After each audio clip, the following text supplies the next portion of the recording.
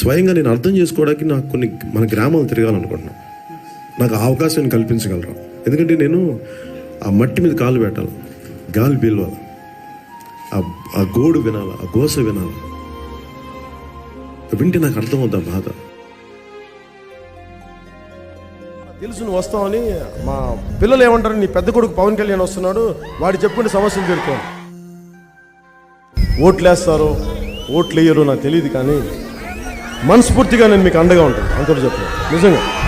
ఓట్లు పడని మనకి పార్వతీపురం మన్యం ప్రాంతంలో మేము తిరిగి రోడ్లు ఎందుకు వేస్తున్నామంటే మాకు తన మన భేదం లేదు. మీరు ఓటు బ్యాంకా కాదా అని కాదు, మీరు మా వాళ్ళ కాదా, మా గుండెల్లో పెట్టుకుంటాం. నా కొడుకు వచ్చినాడు,